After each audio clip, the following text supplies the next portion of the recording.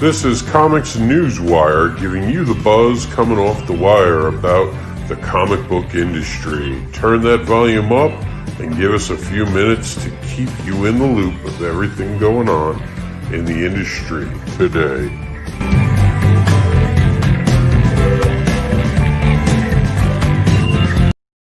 I love the song. It gets me amped up, gets me ready for the news. We've got a lot of stuff going on. Michael, tell them who you are. Hey, how's it going, guys? If you didn't already know, or you aren't already following me, my name is Michael Oden. I am the creator and writer of Elysian Fields. We are in the process of our first wave of pledges. Been doing some local deliveries here over the past few days. You guys can find me at my Facebook under Michael Oden, or you can follow us at Nine Realms Publishing on Facebook as well. You can find me on Twitter at Elysian Fields _0. We'd love to have you come out and give us a like and keep up to date with all of our shenanigans as we fulfill this campaign, this first campaign, and get ready to start our next. When is the next one? The next one we're actually going to be hoping to start at the end of August. So we're going to be having. I'm waiting to get some more stuff from Marcelo. Marcelo's about 6 pages into the interior of the next. And I'm waiting for these covers from Kevin Sharp and Scott Rosema. And we'll start doing some heavy promotion on that. Very cool, very cool. Tomorrow, we're going to end the show today with a little bit overtime talking about the INDEEvent. We're going to give you the news in the 60 minutes that we're allowed, but after that, we're going to talk more about the INDEEvent. So please stay to the end and find out how amazing this weekend is going to be. Michael's part of it. I'm part of it. Some amazing people are part of it. But we're going to get right into the news. And what we're going to do is I'm going to give you guys a tip. How do I find all this comic book news? I Google comic book news. I know that's so advanced. It's breaking technology. I know that you guys weren't sure. And this is where I get it. So Neil Gaiman is updating The Sandman for the 21st century. That's coming out today. Warner Media announces Comic-Con at home panels, which we expected HBO Max to be there, right? Yeah. The Walking Dead's Charlie Adler tackles another pandemic with all-star creators. We'll take a look at that. Why not? The future of Superman. I don't like gossip. Gossip's so yesterday, you know? Because tomorrow the gospel will be different. Now, one of the things I did want to mention is that there was something we didn't cover last week, and I promised we would. So let's cover that to begin with. Let's take like 2 minutes on this. Update us on what happened with Josh Whedon. So effectively what ended up happening was last week, Ray Fisher had it started with a tweet where Ray Fisher had recounted his statement that he made at San Diego Comic-Con right prior to the release of Justice League in film, where he had did essentially the industry standard of acknowledging Joss Whedon and being like, yeah, I think he did a good job, pats on the back all around to help promote the movie, and he said, I want to take back all of this, and then made a big statement about unprofessional stat, mistrust, et cetera, et cetera, et cetera. And, while there were people that were implicated in that that have come out and to refute it, Joss has remained silent. And the big thing that ended up happening was Kevin Smith did an episode of Fat Man on Batman with his co-host, and they went through and they talked about Ray's tweet and talked about stuff that they had heard from the other cast and crew that really do fall in line with a lot of what Ray Fisher is saying. So it's not looking good for all the Whedon fans out there, because it's looking like Joss was very much in the wrong on this one. All right. And I don't want to get much more into that. I think that covers it nicely. Yeah. I mean, as someone said on one of the threads when I first shared this at the end of last week, they're like, oh, another director's a dick. What a surprise. You kind of almost feel that way. Like, you can't have heroes nowadays. But one hero I'm happy to see, and this is a spoiler, kids. So if you guys are watching, you don't want a spoiler, now is the time not to have a spoiler. But check this out. This just came out today. And I don't know why that did that. There we go. She-Hulk is kind of sort of back. Woo! Thank goodness. They're getting rid of the Savage She-Hulk, it looks like, which I'm happy. I never liked it. I like Jennifer being a smart wit person. This is exciting news to me. I think they're listening to the fans. Heaven forbid. Well, like to me, it's always been this whole thing of you know, She-Hulk was always this character that promoted her own self-confidence. You know, she was intelligent, she was smart, she was beautiful, and she owned her green persona, unlike her cousin, as a way that empowered her. And I felt that that was awesome. And then they did what they did, and I'm just like, doesn't this like go in complete contradiction to what everyone's trying to say right now? Or you should feel comfortable in your own skin, and like that's what Jennifer Walters was always supposed to be to me. So I am glad that they're going back to this. Like, I am too. I'll be happy to see her being a smartass again. yeah, exactly. All right, and then we got The Walking Dead, Charlie Alderin, whatever it is. Sorry, but nothing personal. It's Adlard. Aldred? Aldred, yeah, it sounds right. Just days after The Walking Dead release, longtime artist is now working on another social media project. It's DI Planet. I'm sure it looks like it's supposed to be a clever COVID-19, but instead they did DIVOC-19. Like they're trying to play with it. Div OC 91. Yeah, because I'm dyslexic, so I see it already. It's it's just in reverse. Although they didn't even get that right because the 19 should be on top of the D. So they kind of flubbed what they were trying to do. I'm sorry, guys. Try harder. And did you really think anyone wants to, after what we've been living through, is anyone going to be entertained by a freaking virus book? I personally think this is going to hit zombie books. Well, like this is my whole thing. I know that there are a lot of creators who are trying to do something like this.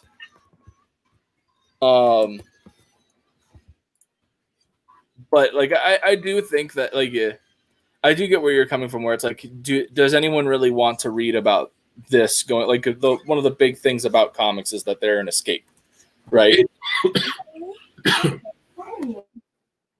Yeah, I mean, I'll be honest with everybody. Here's just the truth. You know what the worst selling comic book was after World War II ended? As soon as World War II ended, do you know what the worst selling comic book was? What? War comic books. Yeah.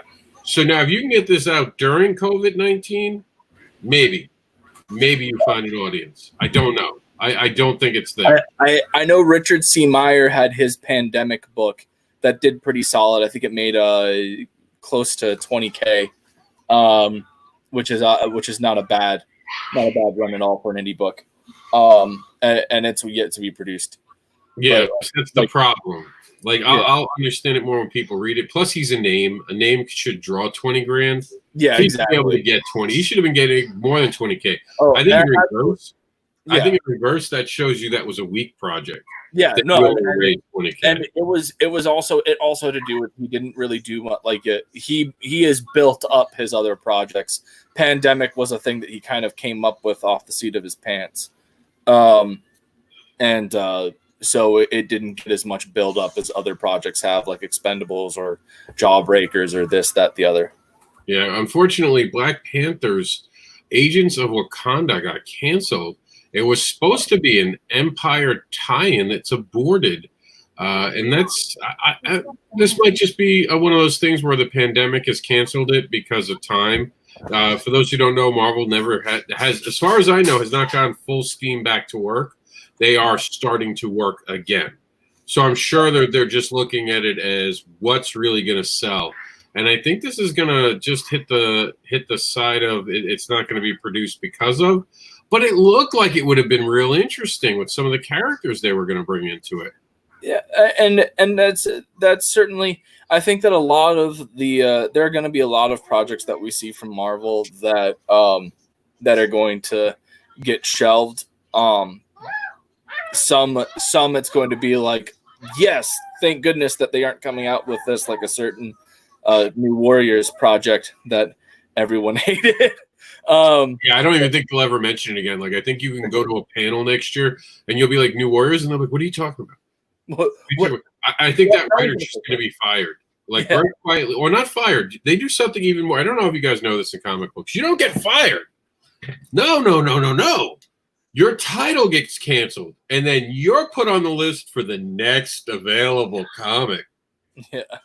Yeah, and we'll see how long that goes. And But then your contract ran out. Oops. The other sad thing is that you're going to be getting these smaller books that didn't get the push but had the quality. Like, Well, and I think that is. I think that's a sad book to see go. Yeah, exactly. Like I'm sure it might happen to a book like Savage Avengers, which has been really fun.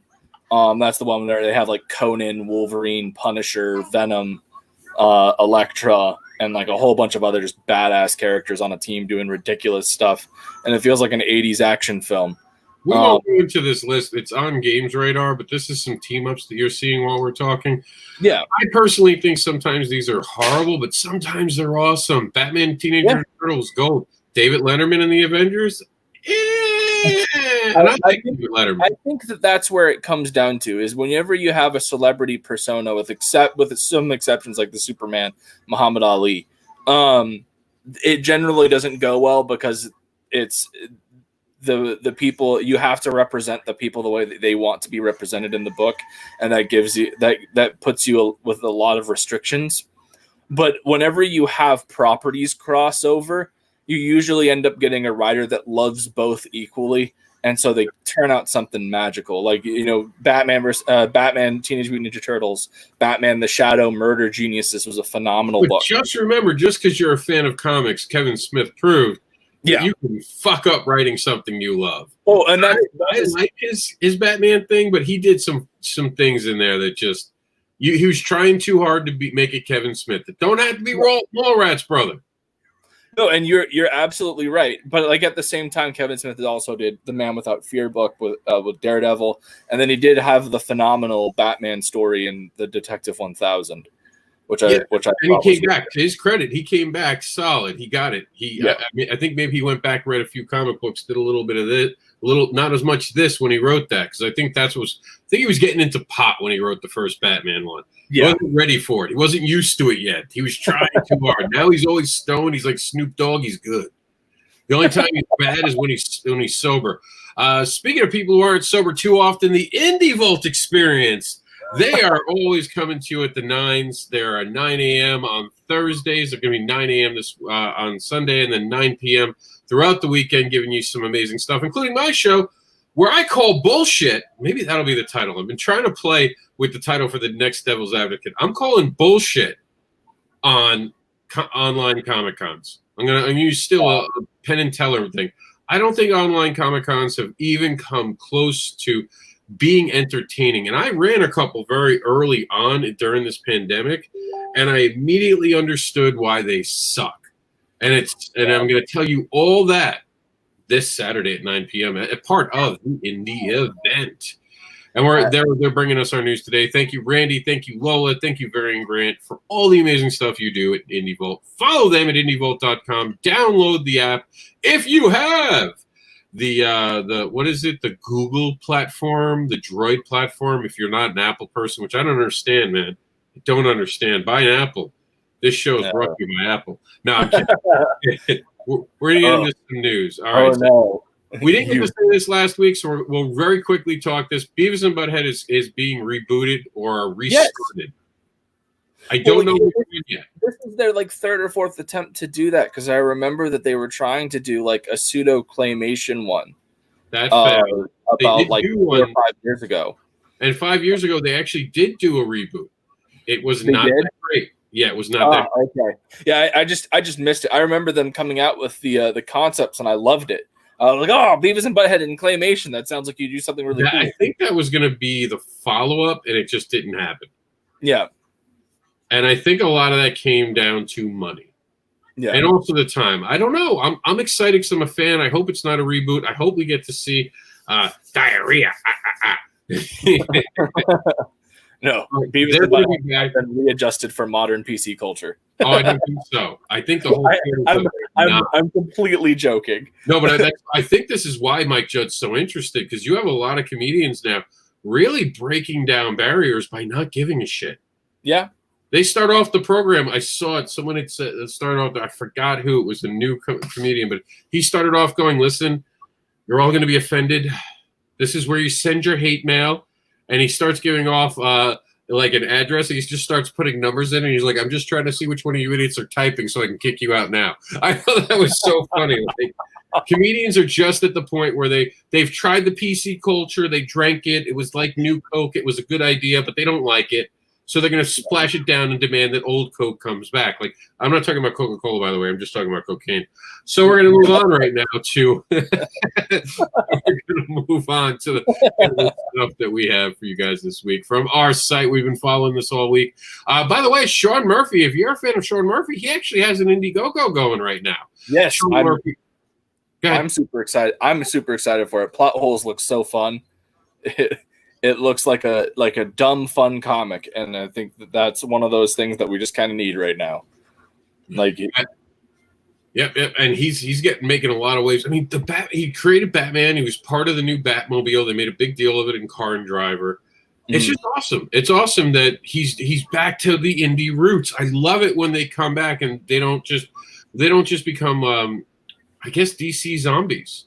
Yeah. And you see this a lot more with the writers than the artists. The artists, and I kind of get it with the artists, because the truth is an artist's career is a lot less than a writer's career for the most part. I mean, we're going to be talking about Stan Lee in just a couple stories. Big news with that. So even after you're dead, you can still have stuff you wrote become something, but you can't draw something after you're dead. So I get that. Make your money while you can, because plus arthritis, plus physical ailments, George Perez, of course, famed comic book artist, and he's credited for writing some stuff and creating some people. He's begun to lose his eyesight in the last several years, and he had to retire from comics last year, sadly. Yeah. So we're very sad to see that. So definitely support indie creators, especially if they're coming back. If they've made a name and they're coming backwards, like this week on IndieVolt, they said, well, if someone makes $1 million, fuck them. They shouldn't get any money. I'm not. I saw that. It blows my mind. It's like, look, that's nothing but a win for the indie community. The fact that you have a book that isn't sponsored by the big two, that has made more than any of their top 10 books in the last quarter, please, that's massive. You should be regardless of what you may think of the person that did it, that's a massive accomplishment, and it's a huge win for the indie community. It means that you don't have to relegate yourself to the big two. You can do this on your own. And on top of it, man, just stop being a bitch. I mean, there's no other way to put that. Stop. Like, someone was successful. Why do you got to tear them down? Oh, you shouldn't go to crowdfunding to crowdfund? Rob, I'm not going to back any more of your projects because you fulfilled your last 5 campaigns. I know. You've been successful too much on. You have found a way to get people to back your books no matter how horrible they are. We're canceling you. How dare you find success even though you're a shitty writer? Oh, God. No, but I mean, it is. Everyone's got to take the control stick that Atari made out of their ass and stop pretending they get to control life. Support people. Don't shit on people, man. Yeah. Be cool, damn it. Go beyond cool. Be frozen. Just freeze your mouth. Stop your mouth or your fingers from typing dumb shit. You know what's going to be the new thing in 2021? You're going to have to hire people to check your tweets, your texts, and all the things you post. There'll be people who are hired to do that, and they'll review it and go, "No, sir, I'm sorry, we cannot approve this." You made an off color comment back when you were in high school in 2010. Unacceptable. You're done. It'll be funny. Like, people will be going to college, and just suddenly someone will just, "Excuse me, we're just going to stop you now.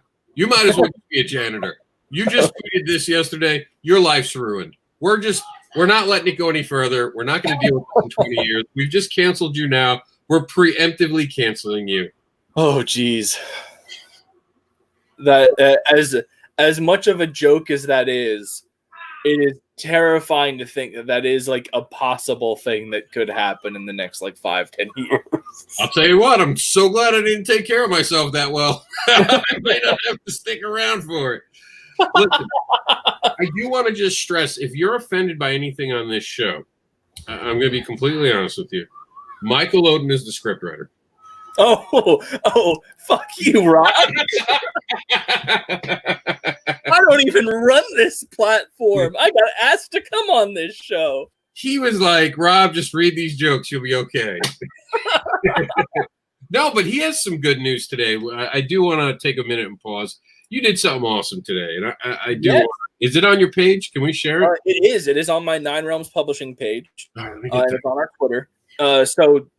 One of the things that we wanted to establish early on in our campaign was we set up a relationship with the Warrior Clinic at Walter Reed Hospital here in Bethesda, Maryland. And so today we took 25 book copies of Elysian Fields' Zero issue. And we went and we were very fortunate to have a few soldiers that were there for their inpatient, and we got to meet those guys, give them books, and incredible people. I got to meet them and get some pictures with them holding up the book, and we gave the rest of the books to the guy who runs the NCO that runs the clinic, and he's going to be dispersing them out to a few of their other patients that were they were in appointments and what have you, and they couldn't come down to be there. But it was a very humbling experience. And how do you do 9 realms? Is it with 9? The 9, like a number 9, or is it number 9 Realms Publishing? Here, I can send you. Well, I found another one for some reason, and it wasn't what I thought it was. It was like a T-shirt company. Yeah, that's not me. Yeah. Oh, here it is. Okay. So I do want to share this. I think it's super cool what you did, and while it's not mainstream news, it should be. Something like that, in my opinion, should be mainstream news. And remember, just because we cover indie one day during the week doesn't mean that indie doesn't cross over into here and vice versa. And that's kind of the point we try to do when we do these stories that cross over. So check out that awesomeness. He's out there during a pandemic, wearing a mask. Wearing a mask, you little fuckers. Wear a goddamn mask. Stop bitching. If the guy who got completely blown up is wearing his mask and everything and is doing, I can't imagine how uncomfortable he is with all of the facial scarring and what have you to wear that mask. If he can do it, you can fucking suck it up for like 20 minutes going outside. Amen to that. Stop your bitching. Just wear the fucking thing. Like these guys are all aware of like what hospital a lot, and that's actually one of the places that COVID can spread the most. So like, this is important. Do it. Don't be an asshole. And I'll say this. I do know that. I mean, oops. We're not going to show that.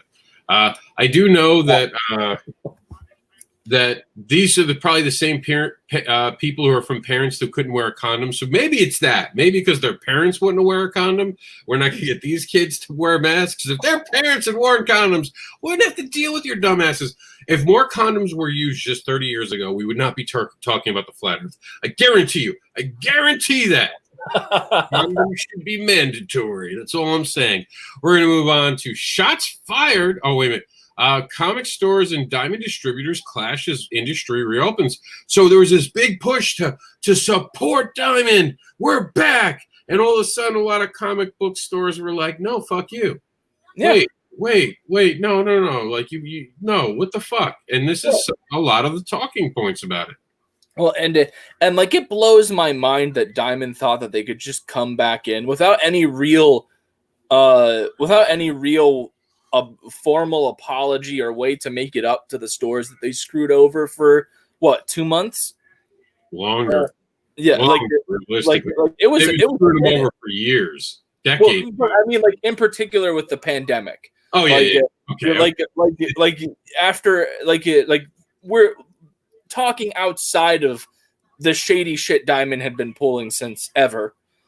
Like, these people crippled the industry, and effectively a lot of LCs are having to close because of what Diamond pulled.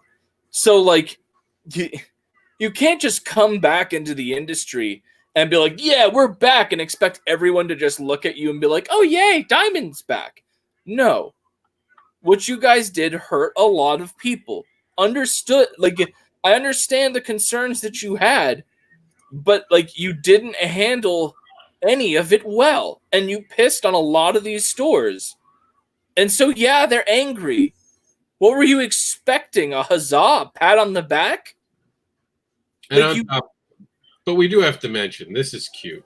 Just because there's a pandemic doesn't mean that you can't kind of shit on your competition. Yeah. Did you see this? What Marvel did to DC? Yeah, except here's the thing, is that if you were going to do something like this, your freaking on Wednesday covers better be awesome. I just thought it was funny because they're just saying Wednesday. Yeah. Because DC's now doing Tuesday, so they were like, we're still on Wednesday. But either way, Marvel, where you been? Where you been during the pandemic? DC never put its pencils down. On top of that, why are you guys going to brag about getting your books out a day late? True. Most stores already have all of their books by Tuesday. But in fairness, DC's done something new where they're actually advertising books a week in advance for their staff, so they'll actually be on time. Because no one's been later than DC Comics. No one has put out more late titles than DC Comics. Yeah, and that's fair. But like that's my whole deal is like, how are you going to try and talk like you're on a high horse here when you're sticking with a company that has abused their position for years, and then your direct competitors decide to one-up everybody by pushing their release date back a day early so that people can be buying their books a day before everybody else's. Yeah, I completely agree. But one thing that is fascinating is this Comic-Con at home. I actually think San Diego Comic-Con might do a decent online Comic-Con, and I have not seen a decent online Comic-Con. I give credit to what CyberCon tried to do, but there was so much going on. It was so confusing. There was no rhythm. Geek Insider did do a decent event, but I don't know I'd call it a Comic-Con. It fell short of actually being a Comic-Con. And that's the thing. If San Diego Comic-Con has the advantage here, where, as you said, there have been a lot of online Comic-Cons that are just not cut the mustard. And so you can, one of the big advantages of not being the first to dive into this is you can see where the others have failed, and you can take notes from that and make something that works. So we'll see. Like I do think that you have a very good point. I think that San Diego Comic-Con does have a chance to really be a good convention online. We'll see. It's coming. And I'll be honest, I'm going to check a lot. And I've had a problem with San Diego Comic-Con because of them suing the smaller guy for a name. Yeah. But we got to get past the small petty shit this year. So I'll be tuning into all the stuff that interests me. I'll be doing some Disney Plus panels. Again, they're not charging for anything. A lot of credit to them. Although I do think they're doing celebrity stuff. But I mean, if you're a celebrity fucker, you're a celebrity fucker. You'll get it any way you can. You're the same people who can't get sex now because you can't go out and you're paying for it online. We know that's who you are. We know that's who you are. Judge dismisses the J.C. Lee lawsuit against Stanley's POW Comics. Now, what's important, and normally I don't jump. This gets dismissed the next day this comes out. Stanley POW Entertainment sells comic book giant's name, post-Marvel IPs to Genius Brands. I'm excited about that, believe it or not. Yeah. Well, I honestly, everything that has happened with Stanley's daughter since his passing has been really, really rough. Because there is all sorts of rumor and everything that has been thrown around, even since when he was like older, even when he was alive and was nearing the end. There was all sorts of stuff about elder abuse and fingers. She was a shitty person. I'm not going to give her too much time. Notice I just said she lost the lawsuit. That's all I care about. And that's fair. It's one of those things where like this has been a really rough patch, I feel, for the industry, because there has been a lot of bad blood over the legacy of Stanley. And it's a shame, because this was a man that created a legacy for that really birthed all of us as fans. Yeah. Without Stan Lee, there was no Silver Age of comics. Period. And to find out he has over 100 original creations, I'm like, oh shit. This is like Pandora's box, but in a good way. but in an awesome way. So instead of Pandora, it's like, I don't know, Stan Lee. It's the Stan Lee box. And we're about to get some awesome stuff. Genius Brand has actually done, I believe they do video games. They've done some video games. I know that it says it in here that they're also have, like if you look them up, they've done other animated televisions and toys and appeals. So they've done some stuff. This isn't someone new, and they paid good money for it. Yeah, 4.4 billion. So I'm all excited. I want to see what's next. And just to clarify, Meredith, a Geek Insider representative, said Geek Insider wasn't actually promoted as a Comic-Con. I didn't know that. I actually thought the whole time it was. LOL, it was another indie event. It was the first indie event, apparently, because we had filmmakers, tech, and business. And that's true because, like I said, it didn't feel like a Comic-Con, but it was a well-put-together show, and that makes sense. Because what we're doing this weekend, it's not a Comic-Con. We're not trying to be a Comic-Con. Because, look, and I know you know this, Michael. You walk into a Comic-Con, there's a smell. There's a feel. You're annoyed, but you're happy. You're excited, but you wish that cosplayer's wings weren't in your face. You can't replicate that at home. You're excited, but you wish the 6 guys that are standing next to you had heard of deodorant. Yeah, you know. And you can go to your fridge and pay more for a can of soda. You could pay $6 for this at your fridge, but it's just not the same when they're not taking your money from you. You install that, and you haven't had to be, and you don't start your day really pissed off because you didn't have to drive around for a mile trying to find the cheapest parking spot you could just to go back to the first lot to find out it's not full. You have to go back a mile because you were being a cheapskate when you showed up. You just can't bring that experience to people at home. But we're excited to see Stan coming home for you. Did you see this? The Jamala Roser? I think, I'm sorry if I'm pronouncing your name wrong. Jamala Rose. But this is awesome. I had not seen this. This sounds cool. She's starting her own comic publishing company. I was so excited about this.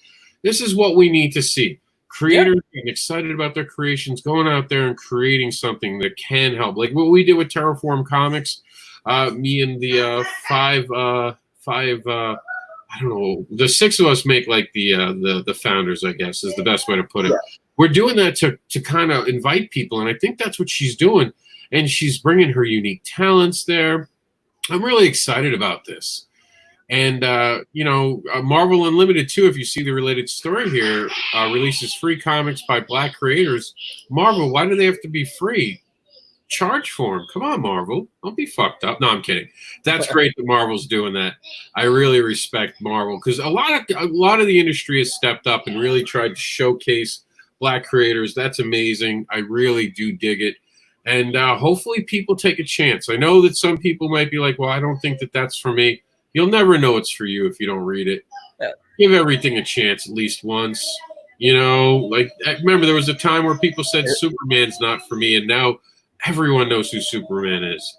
Yeah, well, and like if I could take a chance on Ta-Nehisi Coates' Captain America run and get my heart stomped on, you can take a chance on anything. Like, I still think Flashpoint.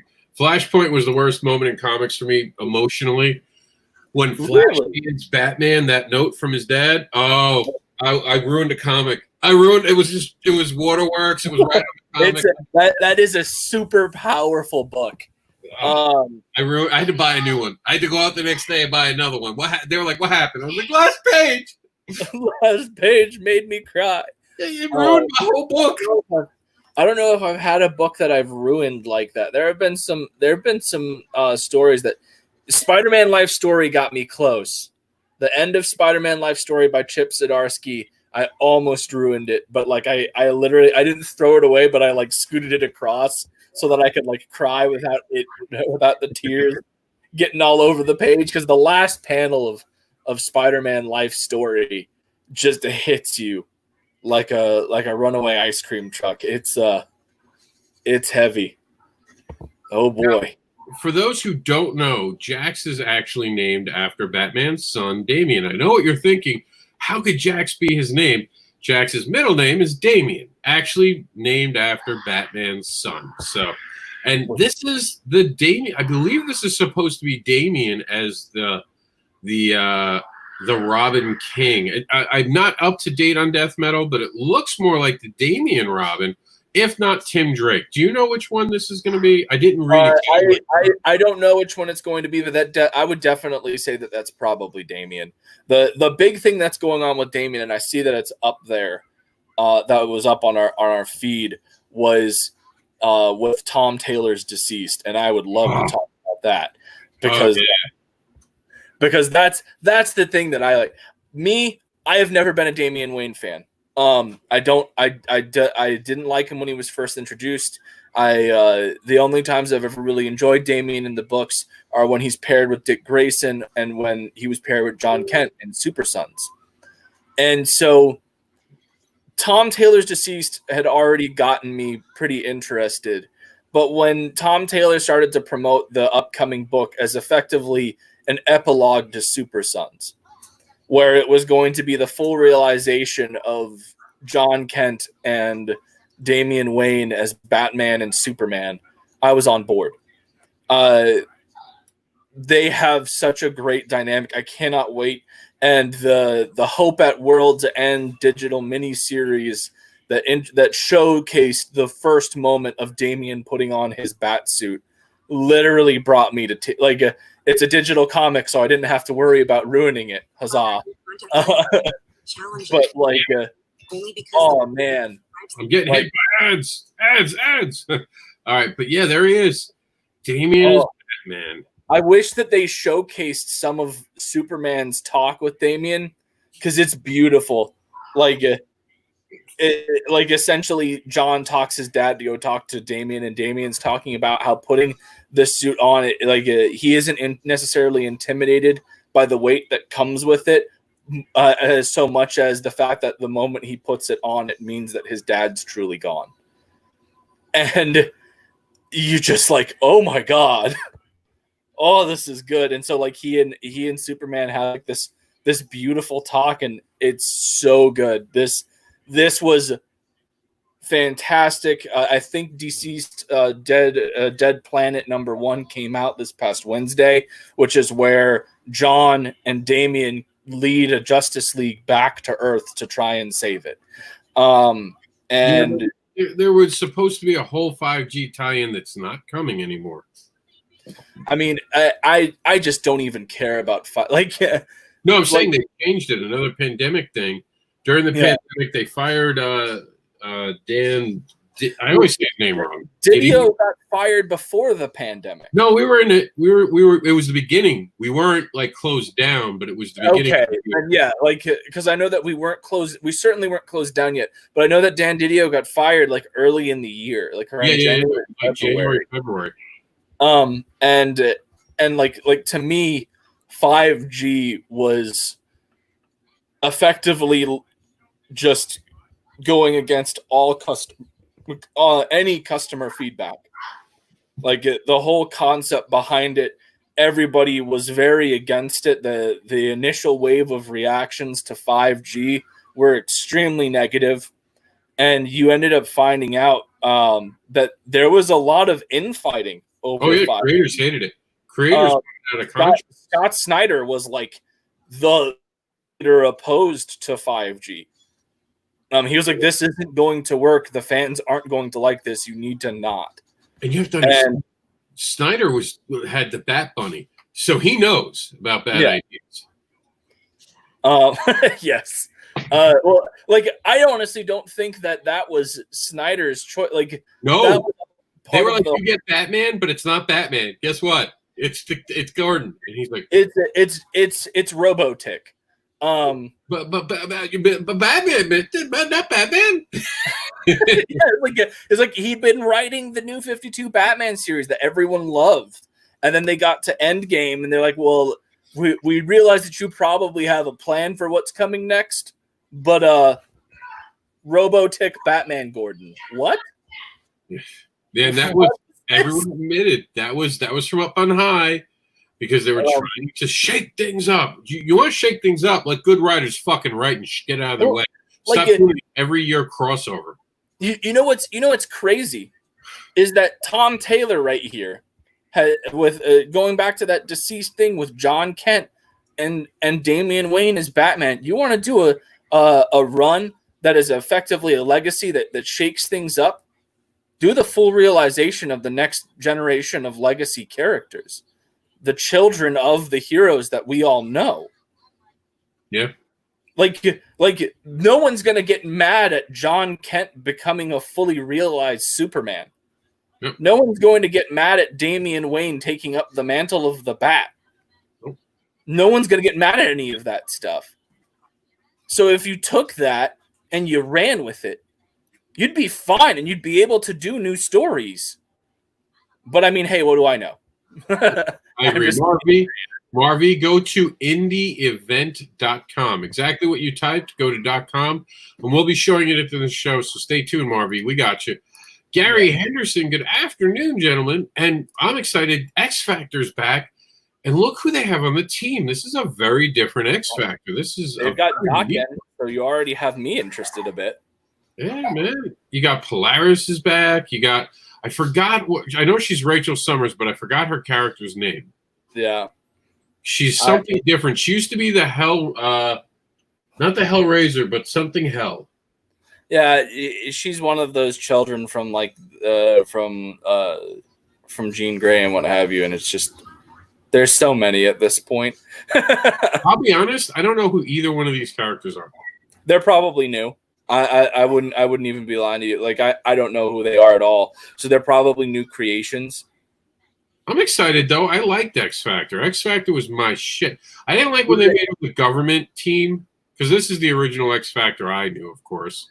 Yeah. Well, not the original. Before anyone gets mad, I know the original XFactor was just the original X-Men called the XFactor. Talking about when it became their own team finally, when it became something new, and not just the X-Men retired from the X-Men calling themselves the XFactor. If I can talk.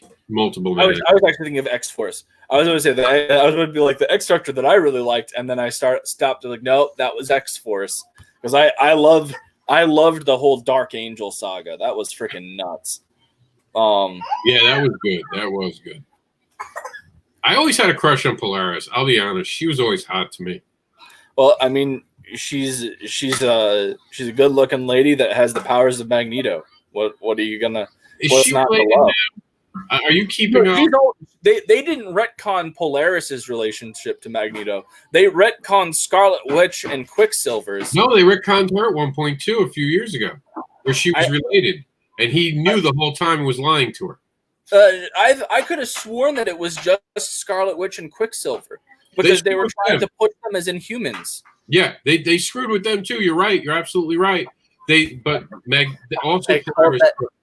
call that so hard from so far away.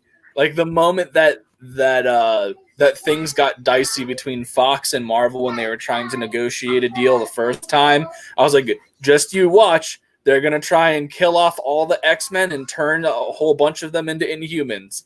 And sure enough, that's what happened. Fantastic Four suffered. It was, and that was the mouse. That was the mouse's ego. Marvel Comics would have just kept going and not cared if they were left alone. That was, and like, daddy. You know, they let I did think that how they handled the Fantastic Four leaving was really cool.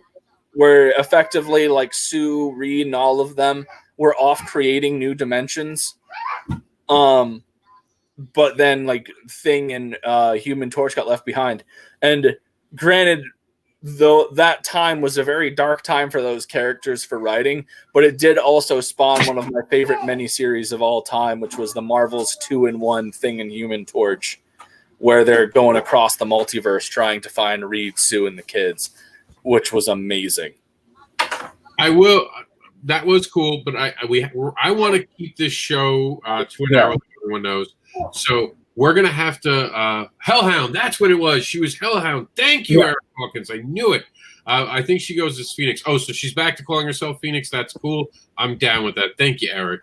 I do want to get to two important topics, and they're almost the same topic, just told differently. That's going to be our main story, and I want to get 10 minutes to that. So real quick, lightning round. Here we go. We're going to talk about a few topics, but super, super fast. The Sandman has been made into an audiobook. What do you think, Michael? Good or bad idea to make comic books audiobooks? Quick. Really quickly I think it's fantastic. Most of these characters started off as serialized radio shows. The Shadow was a serialized radio show that became like it had a book prior, but the thing that made it big was that serialized radio show by Orson Welles. And then it got to be bigger. This is a great way to expand, and a lot of people are getting into podcasts and just listening to things rather than watching TV shows. So I think that's genius, especially with it being available on Spotify. Okay, cool. I'll definitely be checking it out. It'll be something I'm listening to. Right now, I'm listening to comic book histories while I'm going to do physical therapy.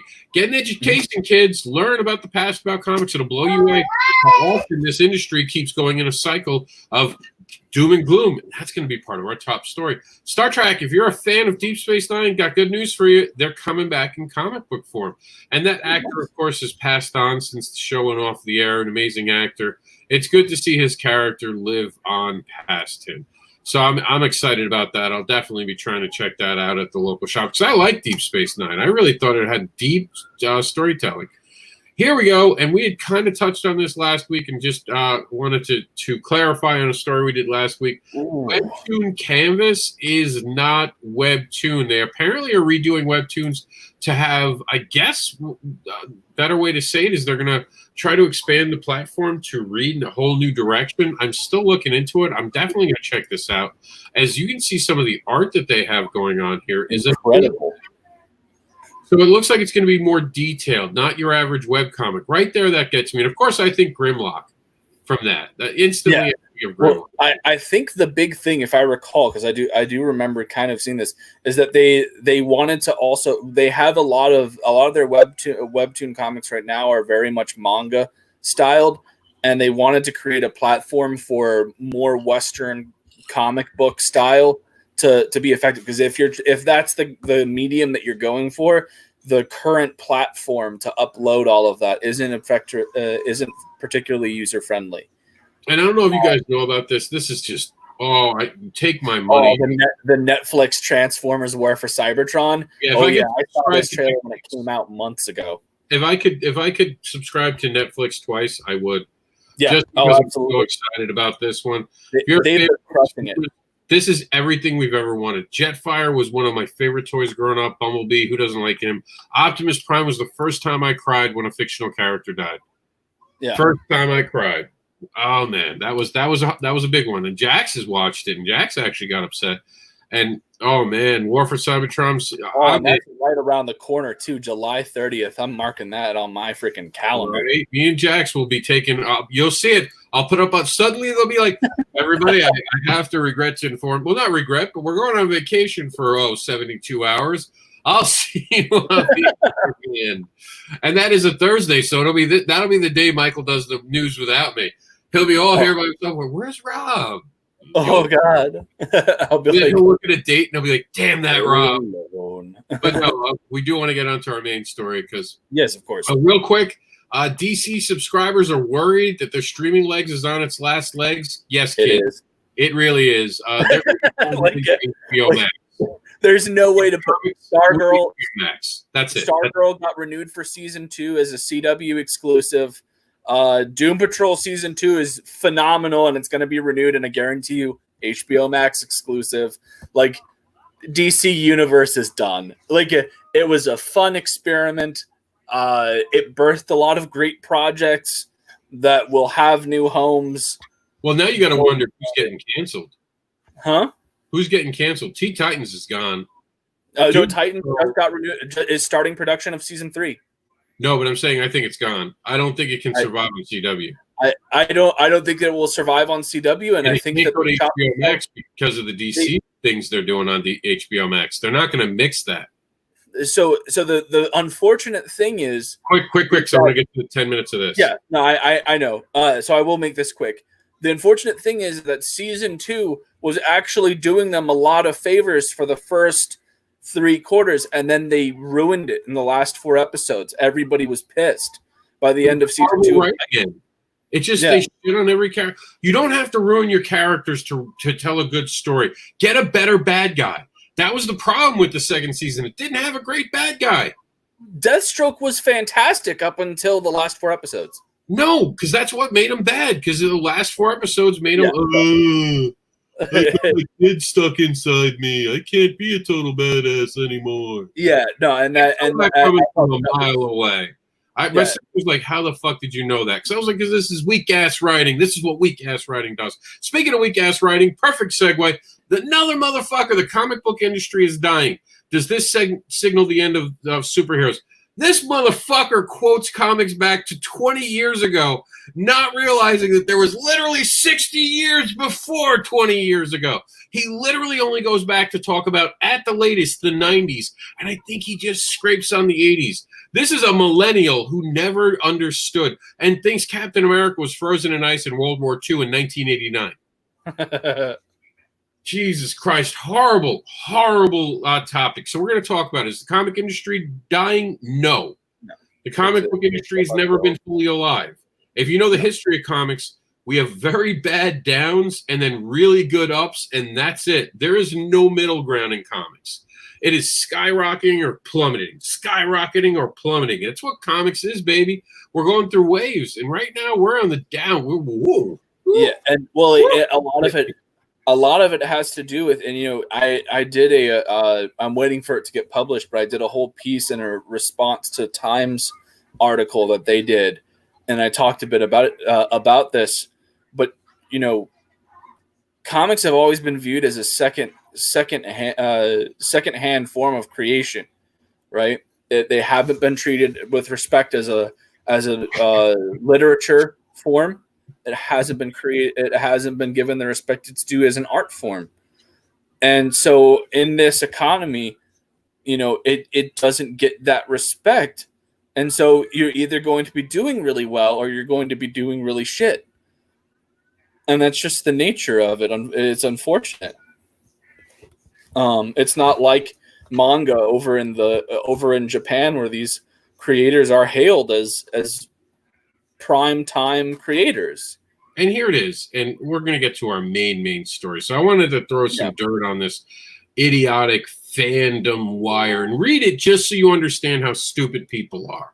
And please comment in the bottom, like I did before my comment was removed. Hey, just so you know, comics started before the 90s and 80s. Just an FYI, do a little research. Really pissed me off. So was it the guy that wrote this article that was inept, or the guy that was in the interview? Down here, the comic book industry dying. The guy who wrote it. There was no interview. Okay. This was just some guys dribbling. I got confused by the Netflix's. Oh no, that's what we're going on. It's a completely different thing, and that's actually why. If you notice, this auto imprinted because it's a WordPress site. Yeah. Only WordPress sites do that on my site because I'm WordPress, and I use WordPress when you haven't paid anyone to build your website. And I'm poor. I'm an indie comic creator, so of course I can't afford anyone. Hey, I'm right there. I'm right there with you. I use WordPress for. But I don't use my site to shit on comic books, you motherfucker. Yeah, that's fair. But this one I was excited about. This I love. This is Netflix, the old guard writer. Comic books aren't just movie fodder. Thank you, God, someone fucking said it. And he goes on to say, I never wrote this so it could be in Netflix. That's not what comics are. If you think they are, where's the quote? I love this. This man became my hero in 2 seconds with this interview. I set out to tell a story in comics, he says. The goal was never, and it will be, the goal was never, and it will be a movie one day. That's a whole different cake. He didn't want to make a fucking movie. Are you guys listening to this shit? Comic books aren't fucking storyboards for movies and television. Like I'm not an idiot if somebody comes up to me and offers to do like a movie or an animated series of Elysian Fields. I'll entertain it, but that's not why I write the book. You also have to be careful because there are a lot of mining companies out there who tie you up. Yes. I had a couple of people try to offer, and it's not relatively great money for it's almost a disrespectful offer, but some people fall for it. Some people will take that $5,000 because they think it's big money, and that I'll take $5,000 and they'll go to Facebook and they'll say my book's been optioned, and 10 years later I can go up to them now, hey, whatever happened to that book that was going to be optioned? Oh, you know Hollywood, but you gotta wait your turn, and then No, man. So I agree. Like, comic book creators need to, especially the one pandemic can cure us of anything. And I know this is a big ask, but if it can cure the comic book industry of anything, these fake ass motherfuckers who come here to dirty our industry by creating cheap knockoffs of other things that they couldn't get picked up as a fucking script, a screenplay, are now trying to make their comic book because, I really think this would make a good movie. You don't understand it. The reason comic books have translated so well on the big screen is because there's such passionate creators behind it.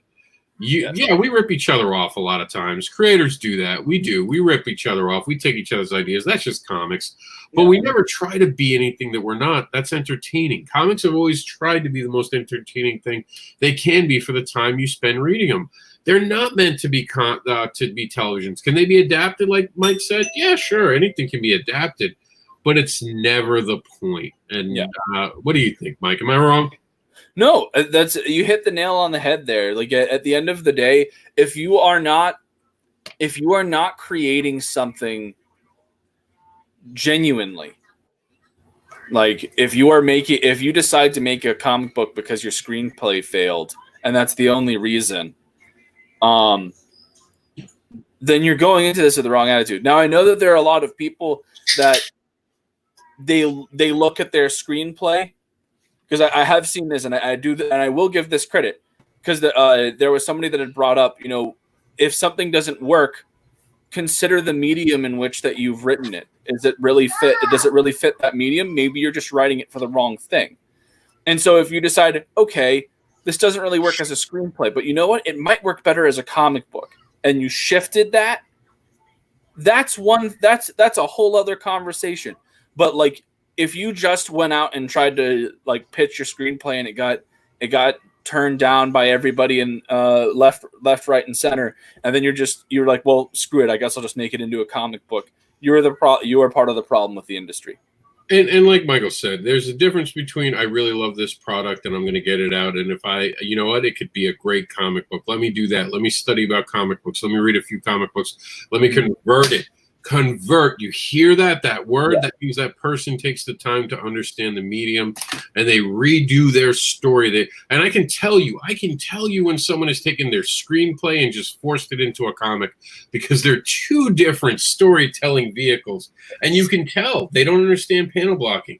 And one person who might not understand it or might understand it is Meredith Logren, who's joining us. I always say your name wrong, I know. She is the comic noob. She is learning as much as she can about comic books, and she's joining us. As soon as we wrap up this discussion, we'll be talking about the INDEEvent. I just wanted to say hi to her and introduce you guys to her. But yeah, Michael, you're absolutely right. Comics can, and let me be honest, the fields can work together nicely.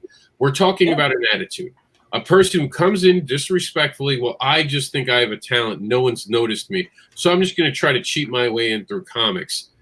Very rarely does it happen. You don't get winners. As a matter of fact, a lot of those people wind up pissed off people at the Comic Cons talking shit and running their mouth. And sadly, some of them actually get picked up by publishers, and it stains the publisher because they don't have the energy you need. They go to shows and they have a bad attitude.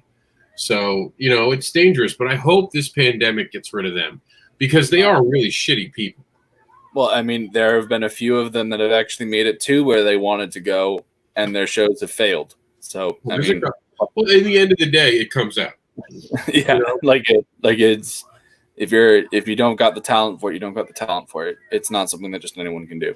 You can fake it till you make it, but sometimes when you make it, and here's the thing, and I'll be honest with you, if you're one of those people who was only into the comic book field for your story, and I say this all the time, and it's true, in comic books, you go up, you come down. The second going up is all about how you went up the first time.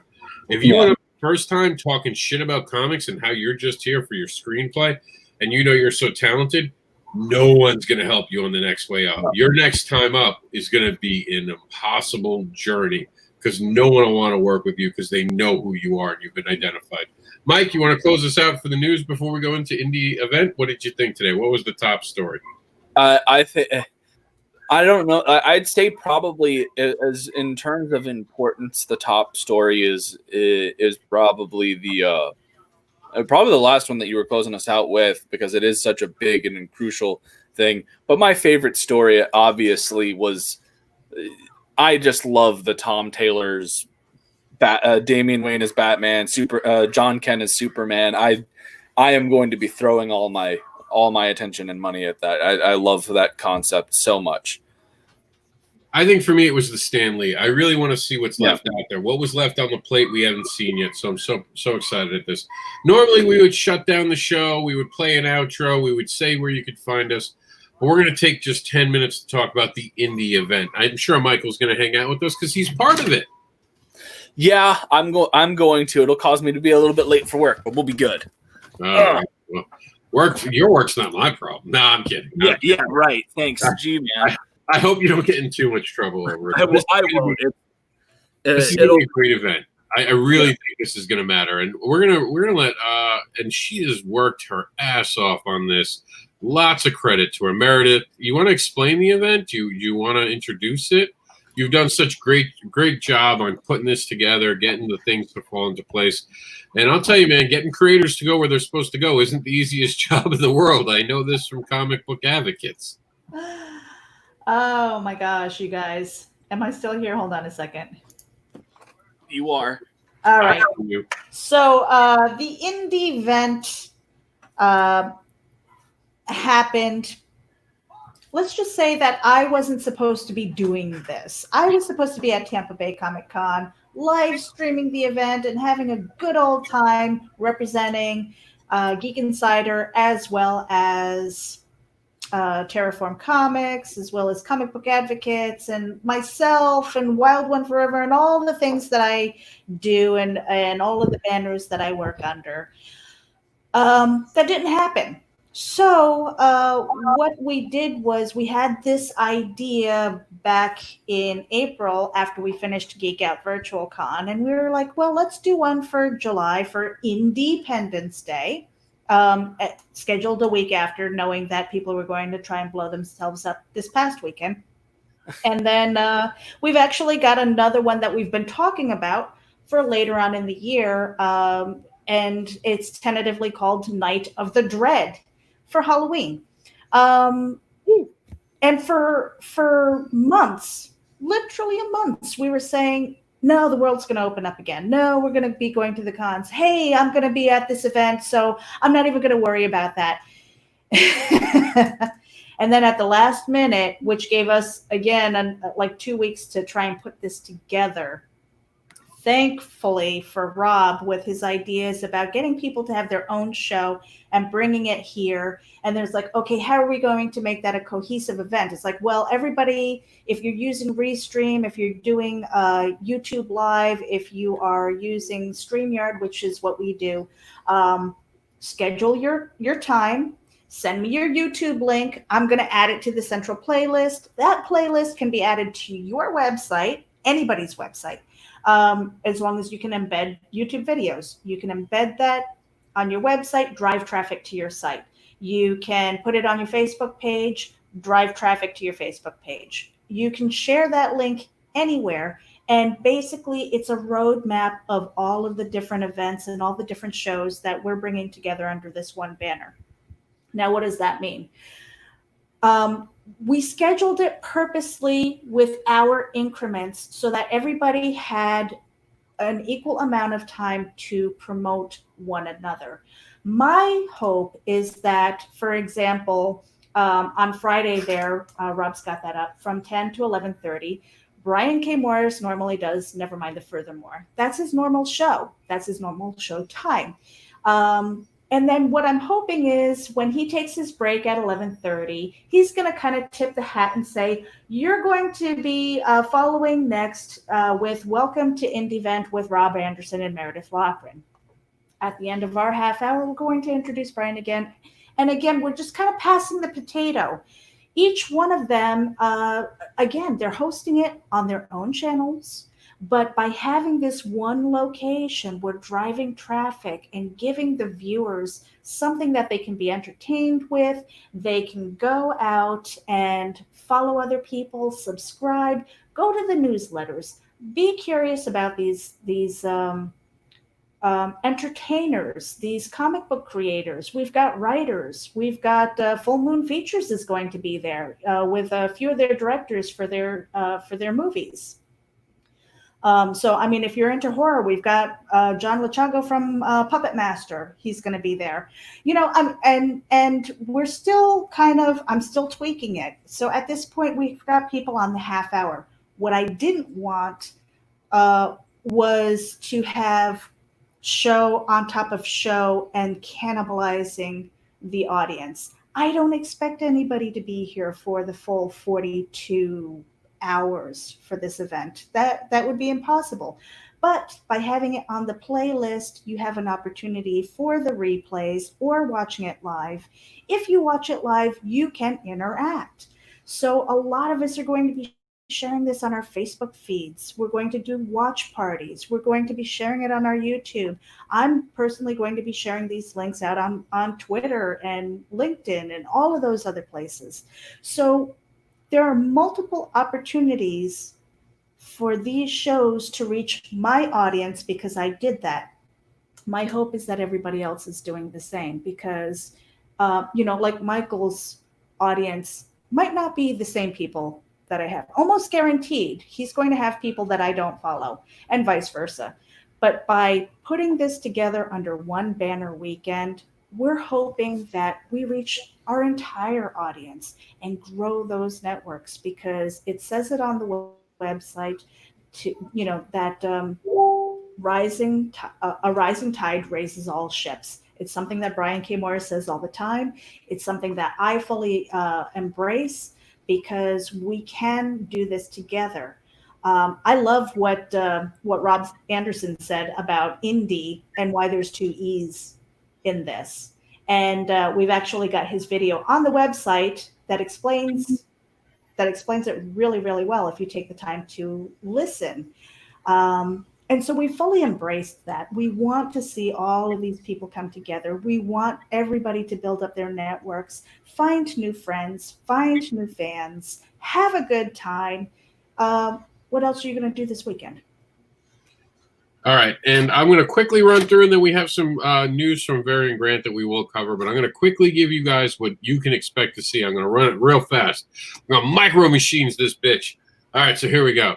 From 10 to 11:30, you'll have Nevermind the Furthermore. From 11:30 to noon, you'll have Welcome to the INDEEvent. From 12 p.m., you'll have Brian K. Morris's Nevermind the Furthermore special show, kicking off our feature. At 1 p.m., No Signal Comics. At 2 p.m., Silver Line, a retrospective. At 3 p.m., you will have a program from me. I will be taking over for half an hour, and then we're going to turn over to Christy, who's not listed here. Christy Shin is going to be giving us what's her name of her show? The Lunch Hour, right? Lunch Hour. Mm-hmm. The Lunch Hour at 3:30. At 4 p.m., the Comic Noob will be, like it always is, at the Friday 4 p.m. block.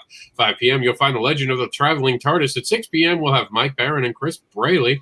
At 7 p.m., you'll have Comics Nuts and Bolts, Luke Stone, Norman on Mondays at 4 p.m. After Hours starts with Rebel Comics and Gaming. I don't know why it's with a K. After Hours will be at the Art of War. We're also going to have at 8:01 a program by the amazing Catherine Calamia. It is called... I think it's called Comic Uno. Comic Uno, thank you. Comic Uno, you're right. Comic Uno. After 9:30, JT Calderon is going to be having his own amazing... at 9 p.m. too, if I didn't mention it, the Art of War is hosted by Eric Hodson from INDEEvent. At 9:30, we'll have JD Calderon, and at 10, we'll have the Demon Phil. And that'll wrap up our first day. The next day, nice and early, Meredith Logren, who I know will stay up to watch all of Demon Phil's show. So she'll be nice and tired at 9 a.m., being like, all you people showing up early, I hate you. 10, she'll have the Morning Nosh. And at 10 a.m., we'll have The Legend of the Traveling TARDIS. At 11, we'll have Pieces of Mealy. At 12, we'll have Golden Kids Comics by Dan Johnson. At 1 p.m., we'll have Geek Speak with Matthew Harris from Geek Insider. At 2 p.m., Silverline comes back for Here and Now. At 3 p.m., we'll have Clever Title Pending. You know Brian K. Morris is going to bring an amazing guest. At 4 p.m., you're going to have the 7 Reasons to Back It. That's right, I'm going to put together a show that gives you 7 reasons to back all these amazing projects that we're going to feature. What projects are they? Stay tuned to find out. Chuck is going to do a new thing called Raw Reservations. I don't know how else to pronounce that. At 5 Raw Reservations, I think he said. What she said. At 6 p.m., Full Moon Features is going to have John, Chris, and Lindsay talking about some awesome stuff. 7 p.m. is Geeky, Cheeky, and Downright Freaky with Matthew Harris. At INDEEvent Live goes live at 8 p.m., a special 8 p.m. start time. because I'm on the INDEEvent Radio along with Varian at 9 p.m. and I'll be having the Devil's Advocate. I call bullshit on online Comic-Cons. That's the title. We made it today. We're sticking to it. After Hours starts at 10 p.m. with Russ Explode. That sounds sexual. I promise it's not. Studios giving us the After Hours show. And then 11, Phil is once again live. 9 a.m., Breakfast Buzz with Randy Zimmerman. 10 a.m., The Legend of the Traveling TARDIS returns. And by the way, Randy's going to be on INDEEvent Radio as well. 11 a.m., you're going to have the COMiX News Wire, but that's going to be our indie side of the news. We're finally going to talk about everything indie, and then we're going to go into the Terraform Comics video. And Meredith, am I hosting that or are you? You want to pick straws? No, I don't care. I can put it. I just didn't know if I needed to build it because I'm building the list tonight. So I guess I'll build it. And then at 1 o'clock, we have this charming, sexy man over here in this picture. EQ picture. Charming story and script writing. Oh, write me a script sailor. At 2 p.m., we'll have Promoting Your Peers by Ted Davies. 3 p.m., the Harronberg Comics comes in to town. 4 p.m., Comic Book Advocates. We're going to have an interview show, and I'm going to interview some great creators. 5 p.m., in Author Alley, we'll have Travis Gibb, Meredith Logren, and special other guests. 6 p.m., I believe Brian's doing this one. I don't know. It's another Author Alley. It's going to have Gary Timbrell. Is this going to be hosted by Brian, or is this you? I think we're picking straws again. Okay, 7 p.m. I know Brian will be here because it's Carl Witzman, and he said he's going to be there. I'll find out tomorrow when I tune in at 10 a.m. to Brian K. Morris's Never Mind the Furthermore on his channel or his YouTube channel or his Facebook profile. At 8 p.m., Phantasmagoria. There we go. They're amazing. They do some great stuff. I can't wait to sit and watch that. Geekgasm comes to our event on a Sunday night. It's going to be dirty, and it's going to start our week off or end it the right way, depending on how you look at it. And finally, we're going to do a closeout for the INDEEvent. You're basically going to watch us all take a nap. That's going to be at 10 p.m. on Sunday. We're all going to be asleep. I intend to be drunk. She's going to be drunk. I'm going to be like, man, this shit, I ain't never doing this. I'm too old for this shit. And you know what? On Monday, when Brian does his normal Never Mind the Furthermore, I will probably be crawling out of bed and taking a seat at his show to kind of do an overview of the event. And I think I just volunteered you, Rob. Yeah, you did. So like that next morning, you're going to see me at 9 in the morning like, we're going to be like, oh, my hair is going to be all like you. My husband actually calls me God of Thunder because Gene Simmons' hair is usually like out to here, and that's what I look like in the morning. So somehow my mohawk will go all over my hair and look messy. That's how long this weekend's going to be. I'm going to be like, Brian, why are we up at 9 in the morning? And then Brian's going to be like, well, my show starts at 10. Why are you here early? I'm like, you're such an asshole. Brian. Very Grant says, Rob. Oh, Rob. Look, if it's something I said, I probably earned it. He said, can I just say something really quickly? Owning it this time instead of trying to put it on me. Totally Michael Oden write the script today. Totally. Whatever. No, seriously, if you look at the INDEEvent schedule of events, and I'm going to be kind of sectioning that off so it's not so long, but we're going to have a Friday day and a Saturday and a Sunday, so it's a little bit. Just put a little picture Friday. Yeah, basically, you click that and you can go and see what the schedule is. I have a couple pre-made in Comic Book Advocates. If you go into our pictures, just grab and download. Yeah, and then the other thing is, if there isn't an image or you're not represented on the page, it's because you didn't send me your damn links or your pictures. Hey, I'm one person. I can't be chasing everybody down. Okay. Lies. Damn it. Michael. Okay, Brian K. Morris, would I call Rob an asshole? Me? I'll host Sunday at 7 p.m. Yes, you would, apparently. Publicly on my own show. But I totally earned it. Somewhere, somehow. That title actually makes sense. But, okay, back to Varian. A good pal of mine. Oh, Meredith disappeared on us. I don't know how to do it. Sorry, Meredith. We'll be right back, I promise. This is a lot to read. There we go, Meredith. There we go. The eyes, very intense eyes. A good pal of mine was hoping to reach out to a creator about the condition of his book turned up. This has to be Nick Gibson. This smells like Nick Gibson. For those who don't know, Nick Gibson thinks that you mail your comic books like you would a check to someone you hate. You put it in something that can be destroyed, ripped up, crinkled, and thrown in your mailbox because he has no respect for what he calls a comic. And let me tell you, after seeing it, someone actually tortured me, tied me down to a chair, and they thought I'd get off on it, and they made me actually read the book. They read parts of it out loud to me. I'll tell you what, it almost made me give up BDSM. That was way too far. I contacted the actual government, and I was like, I have a new torture program for you. That's how bad the comic book is. So apparently Nick Gibson has blocked, and I know this is Nick Gibson variant. I know who it is. Nick Gibson's book turned up, and when he went to reach out to the creator, he discovered he was blocked and unable to contact the creator because he was blocked by the creator. So Nick Gibson, great customer service. There's nothing better than blocking the people who backed your book, because why would you want repeat business? You've already suckered them into the one. You know your book's never going to get them to back it again. Well, hold on 1 second here, Rob. We have to realize that Nick Gibson is half of his own fan base. No, that's not true. There's his mom and his dad, and then a couple other people who were suckered in. Are they though? Because they don't. They're the ones that tell him he doesn't act like an adult. So like, does he really consider them to be a part of his fan base? After this week, no one's going to be his fan. He might not even be his own fan after this week. This has been a bad week to be Nick Gibson. And you know what makes it really bad? Everyone's telling the truth about you. Yeah. No one's lying about you. No one's making anything up. It's the shit you did. You did this. No one else. You want to find out who fucked you? Go find a mirror. That's who fucked you.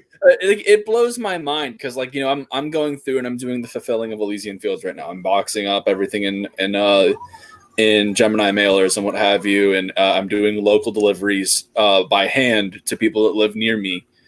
And you know, yesterday I was doing some boxing and I saw that one of the books that I had set when I was doing the sorting, one of the books that I had for somebody got damaged in the bottom right hand corner, and I was like, this is not good. And I grabbed one of my extra copies, put it in there, and we're all golden. Go ahead. Like there's just a level of professional pride with. This is something you created. Like even if the comic's a dumpster fire, you made this book. You made it. Like even if it's the biggest piece of shit on, like, it's still something. Like even though it is like garbage from everyone that I have heard that has read it. And I'll say this though: if Nick Gibson backs my book, you know what I'm going to do with the book I send him if I have to ship him a book? You know what I'm going to do, guys? What? Crumple it. No, I'm going to send it right because he spent fucking money on it, and I'm going to respect the shit out of that. You dumb fuck. You don't take someone's money and wipe your ass with it and flush it down the toilet because you don't take shit serious. And he charged everybody an excessive amount for shipping. Yeah, and only like don't get me wrong, I'm probably going to be doing like standard shipping, but I have my product protected and I invested money into making sure that the carrier is going to make sure that the product gets there in one piece. Like I understand trying to save money because shipping is expensive, especially if you have international backers. But like, dude, what the fuck? He didn't have international backers. No one's going to spend that to be that. I'm aware. The man funded half of his own book. Yeah, so we're done giving him free press, but there is a good question at the bottom of this. How would you, being an advocate, suggest my friend be made whole? I'll tell you what, Varian, I'm being dead serious. You tell me who that friend is, you get me their address, I'll send them a book of mine. I'll get in touch with them, I'll send them one of my books. Free of cost, they can pick any book they want. I'm going to make sure that they're made whole because I know that piece of shit will never do it, and I don't want them to. I'll match that too.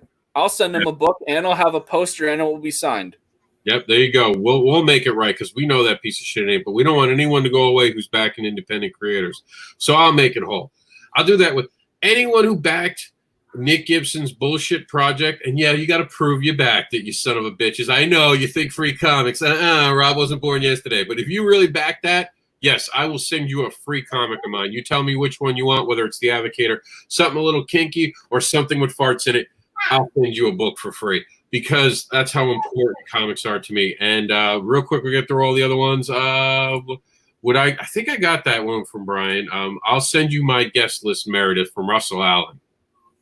So he's sending you his guest list. I would say that I wouldn't say that, asshole. Son of a bitch! You just called me an asshole again. My own show. Just wait. I'm going to talk to that censor. Ooh, that censor going to show up on your show tomorrow. Lola asks, was it worse than Bonding? Nothing is worse than Nick Gibson's book. I actually think The End of Days would be actually a welcome surprise after reading his book. I honestly, I have had an actual prostate exam twice in my life, one of the worst experiences in the world. I actually wound up peeing. If they ever tell you you're not going to pee no matter what they do with their fingers, it's not true. You can pee. It's embarrassing, and she was a pregnant woman who made me pee. All of that was better than Nick Gibson's book. Oh, God. So was Bonding? No, Bonding was like fucking Shakespeare compared to Nick Gibson's book, and I hate Bonding. And Brian K. Moore says, no, Rob. You repackage the comic, include a large weight inside, and then return it postage due. If we only lived in Looney Tunes, you know what I would really send him? Acme?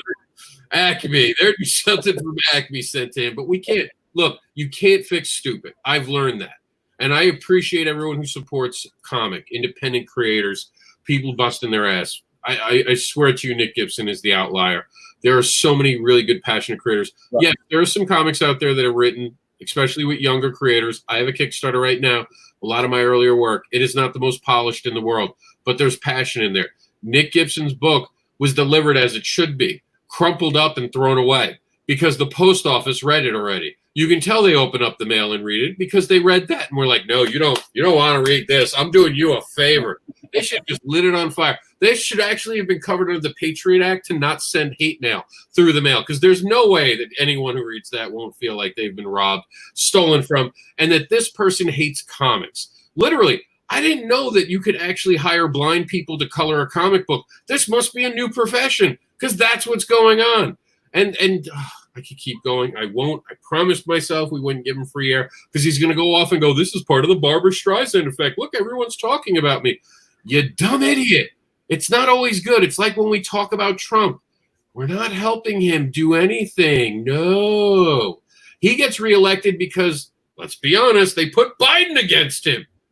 Weekend at Bernie's binding. You're going to get Trump again. Get mad now. Get it out of your system so we can all have a good 2021. Just get used to it or run anyone else run for president. Anyone but Kanye. Oh, fuck. Too late. Anyways, Rob, I do have to run. I am go to work. All right, I'll get you guys you. Oh, he missed the tell him where you find you. But yeah, that's it, Meredith. Now the variant's got my blood pressure up. I feel a big one coming. But variant should just come in here and started trouble. Like variant, next time just come in and come hang out. But yeah, Nick Gibson, he's just a bad operator. We're gonna get him from time to time, but he's really. It's different that I don't like a person versus that he attacked other people's children. I don't like that. Don't ever attack children around me. Don't attack someone's wife around me. You're gonna make me mad in a way that I'm very rarely mad publicly. Right. Well, I mean, first of all, on so many levels, it's wrong to attack the family. That is off limits. Period. Off limits. You have an issue with me, that's fine. But if you're going to take it to my children, I'm sorry. That is. I'll burn your house down. Really? I mean, that's a coward and a piece of shit. Yep. Burn your house down. Burn your car down. Yeah. Burn your cat's house down. I won't kill your cat, but I'll kill their home. I'll make sure to start the fire in one of their homes, and I'll tell them that it was because of you. Brian K. Morris says, Anderson Logren 2021. Yes, take back Florida and then the world. So also, just so everyone knows, breaking news today, there's a deep state in comics, and apparently me and Varian and Randy are part of it. Meredith, you want to be part of the deep state of comics? I can't wait. We're apparently like the X-Files, but we get to be on the other side. There's going to be a more for us. He's going to be coming around. I need the truth. And I could be like Jack Nicholson. You can't handle the truth, son. Yes, sit at your table. Deep state. You all got too much time, deep state in comics. You're letting people like Nick Gibson go around, and I don't know if anyone saw this, but there is some very disturbing things that came out today about his relationship with his editor. It's not my story to tell. I suggest going to look at Katrina Rote's page. In her own words, hear it from her. We have predators amongst us, and it has to stop. And if Varian, if you want to come in, if you want to come in, Varian, you can say some shit. We'll get. I'll extend the show to let Varian say it, because this is a dangerous person, and Varian called it months ago, and I had said something months ago. This is dangerous. We can't have people like him. We can't have a Dirk Manning. We're learning about all the shit that's wrong in the world. Let's start 2021 right. And I mean, again, we want to see everyone succeed. We want to see everyone enjoy a great life. We don't want to see anyone brought to task, but we can't allow the bad amongst us. We just can't. We've done it for far too long. This industry's been like, shh, don't tell anyone about this abuser. It's got to end. It just has to, because no female or male should feel like this is not an inviting environment for creativity. Mm-hmm. And it breaks my heart. And that's why I'm happy to give up a comic book, spend my own money, and do what I have to do to get this to happen, because I don't want anyone losing faith in comic books because of someone like him. Seriously, I don't. I love comics too much. They matter to me too much. So I'm happy to fulfill anyone, give them a comic to make them right. You know, you tell me how much you spent. I'm happy to do it. We're joined by Varian Grant now, someone who's had to deal. I'm sorry you've had to deal with this guy as much as you have, and all the bullshit he's through. Again, looking to help anybody I can in this industry. I love this industry. I love comics. So I didn't really, when I met Nick, hey, you make comics, I make comics. That's enough right there. But, I didn't like the fact that he went out and lied on me directly. He went out and lied on me. He said that I wouldn't have him on my show. That is incorrect. Michael Oden and a few others were in the chat that night who could vouch the fact that he said he wanted to leave, or he had to leave. He was having audio issues. Anybody who knows StreamYard knows that the links don't expire. The links do not expire. You can come back. If I leave out right now and this show is still running in 4 hours, I can come in and utilize that same link. Yeah, I got a big piece of cake. Sorry, guys. I can come in and use that same link and come right back. And he could do that at any time. No, he went out there and tried to make himself a victim by saying that we wouldn't have him on the show. Randy Zimmerman also told him that Vanny wasn't even running the board that night. I was laying on the sofa with Mercer, but he went out and he lied to several people. And I'm hoping those people are brave enough to come forward very soon and tell, hey, here's what he told me. His editor was one of them who came forward and said, Nick is very unhappy. He says that you won't let him on the show. Someone else came out and said that another person contacted me at 3 a.m. and they said, yeah, he said he told me that you wouldn't let him on the show. What's going on? I think he was on the show, but regardless of all that, he treated Katrina, his editor, very poorly. He went above and beyond what I consider enough to get you kicked out, enough to get when no one wants to do business with you. And let's not forget too, Varian was injured, so I was co-hosting that night. Yeah. So I was actually there, and it was said to me that I couldn't be on the same time he was on because he was looking to pick a fight with me. So Varian's like, look, I'm just going to try to move you guys away from each other when he shows up. Let him do it. Varian had to talk with me. He's like, I know you have a problem with him. Please don't start it on my show. So Varian had told me, if he comes in to start a fight with you, just behave. So me and Randy agreed, and Randy tried to keep me separated from him deliberately so there wasn't any unseen tension. And I had a problem with him very simply because he had spent a year tagging me in nonsense posts, asking me for favors to be put on the show. I always thought he was too immature. He was doing all this weird stuff, sending me pictures in the middle of the night of his haircuts, sending me pictures of like weird shit where he was like walking on walks, like stuff that you would expect someone you're romantically involved with to show you, a sunset, not some random dude on the internet you barely know.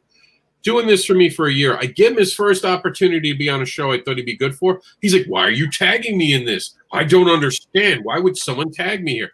I lost my shit. I was like a PTSD victim. A year and all that shit he put me through, and I was giving him a shot. And he was like, why are you tagging me? I'm telling you, that's the one time if I could reach through and slap a motherfucker, I would have slapped a motherfucker that day. What, So I understood it why Varian wanted me separated from him because I had flipped out on the kid already. So Varian tried to protect him from me. That's a rare thing. Usually Varian's like, go get him, Rob. Get him. Take him, Rob. I was upset that he would say those things, that he would make it seem as if we had, because he had been on the show twice before, from beginning to end. So this particular time, since he couldn't be on there, he was really upset about it. So I let it go though. I let it slide. I said maybe he's just in his feelings. He's just upset. We'll let that go. And he got mad. He got mad, and he stayed mad. He unfriended me. I asked why. He was very rude about that. He asked me, was I going to be an adult and move on with my life, or be a child and start drama? I responded, okay, Nick, hey, it's whatever. I have those screenshots, and I'm like, hey, you got the receipts, kids. This isn't bullshit. There's a lot of receipts out there on Nick Gibson. And I'm like, okay, dude, that's fine. I just, all the support. Look, and it just goes to show you support him, he backstabs you. Yep. Okay. You have him on your show, he backstabs you. You buy his comic, he unfriends you, blocks you. That's backstabbing. Why are we continuing to allow this cancerous tumor to be within the body of this industry? I don't know. But I sat back and I watched it happen, and I watched that tumor wrap itself around important organs. I refuse to do it with Nick Gibson. I refuse. He is going to either come clean about his abuse and go get some help, or he's going to leave, because you're not going to disrespect me, people that I know, get people's money, send them a crap. I don't care about I don't care about what's in the book, honestly. I mean, I do. I think you should try your best, but art is subjective. People's talent is subjective. But the fact of the matter is, this wasn't a mistake. This was him deciding to package those books poorly, put them in the mail, and send them out in that condition. To send them out and knowing the risk. And then get mad when someone says, hey, man, and now I know someone he didn't even get mad. He just said, oh, crap, my book is messed up. And he was already blocked. So he was pre-blocked.